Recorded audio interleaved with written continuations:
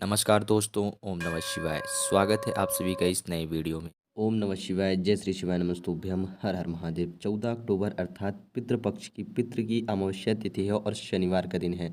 जैसे हर तिथि के अलग अलग देवता होते हैं, उसी प्रकार हमारी जो अमावस्या तिथि होती है उसके देव होते हैं हमारे पितृदेव। तो हमने यदि पूरे पितृपक्ष में अभी कोई ना कोई छोटी मोटी गलतियाँ कर दी हैं या फिर हम उनकी अपने पितृ देवताओं की सही तरीके से पूजा अर्चना नहीं कर पाए हैं 16 श्राद्ध पक्ष के इस शुभ समय पर पे, तो हम सभी को यह छोटा सा एक चावल के दाने वाला उपाय करना है। कैसे करेंगे और किस प्रकार करेंगे, पूज्य गुरुदेव की ही कृपा से बहुत ही सरल और सहज रूप से समझाने का प्रयास करूंगा। लेकिन प्लीज़ उससे पहले वीडियो को लाइक कर दें और चैनल पे नए हैं तो चैनल को सब्सक्राइब कर दें। देखिए, हमारा पितृपक्ष का जो समय है, यानी कि जो समय काल चल रहा था पितृपक्ष का 16 श्राद्ध पक्ष का, वह समाप्त होने वाला है 14 अक्टूबर को, क्योंकि 14 अक्टूबर को अंतिम तिथि है अमावस्या तिथि और पितृपक्षों का अंतिम दिन भी है। ठीक, और अमावस्या की जो तिथि होती है वह आप सभी को पता ही है कि अमावस्या तिथि के जो देव होते हैं हमारे पितृदेव होते हैं।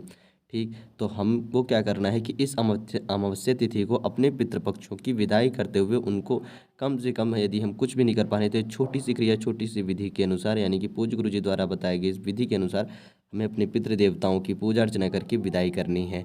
हमें अपने पितृ देवताओं की जो हमने अभी तक पूजा अर्चना करी है, यदि उसमें कोई त्रुटि रह गई हो, कोई भूल चूक करी हो, या हमने अपने किसी पितृ देवताओं को याद न किया हो, या फिर आप अभी तक नहीं कर पाए हैं, किसी कारणवश आप बीमार थे या बाहर थे, कोई आपकी समस्या चल रही थी जिस कारणवश आप ये नहीं क्लियर कर पा रहे हैं, तो अंतिम दिन आप अपने पितृ देवताओं को याद करते हुए बहुत ही छोटी और सरल सी विधि से उनकी विदाई अर्पण कर सकते हैं। करना क्या है, देखिए, हमको अपने घर के किसी भी मटका, यानी कि जलाशय वाले स्थान पर जाना है, मटका परियोजना वाले स्थान पर।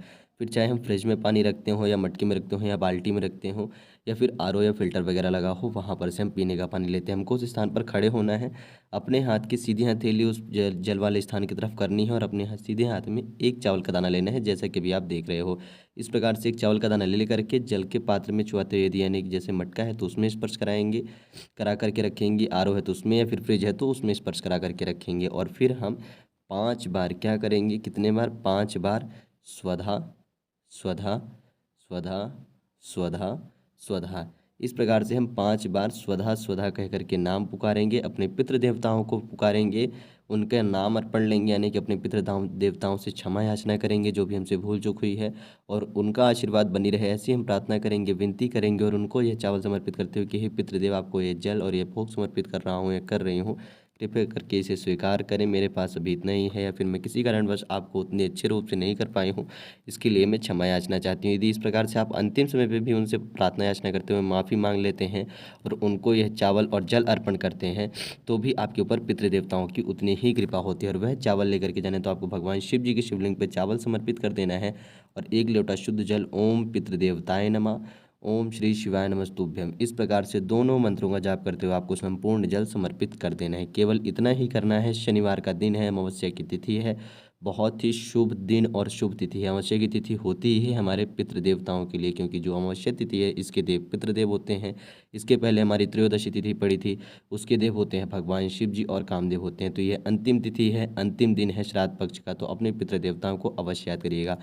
बहुत ही छोटा सा सरल सा विधि था, बहुत ही सरल रूप से यह कार्य करना था। अपने पितृ देवताओं की विदाई अर्पण में उनको विदा करते हुए, उनकी पूजा अर्चना में उनसे माफ़ी मांगते हुए, उनको यह एक चावल भोग के रूप में और जल समर्पित करते हुए केवल आप सभी को कर देना है, जिससे कि आपको 16 श्राद्ध पक्ष का आशीर्वाद मिलेगा और आपके सभी कष्ट दुख दूर होंगे, पितृ देवताओं की नाराज़गी भी आपसे दूर होगी। तो अवश्य रूप से यह उपाय करें। कुछ भी प्रश्न हो तो ज़रूर पूछें। जय श्री शिवाय नमस्तुभ्यम, हर हर महादेव, ओम नमः शिवाय।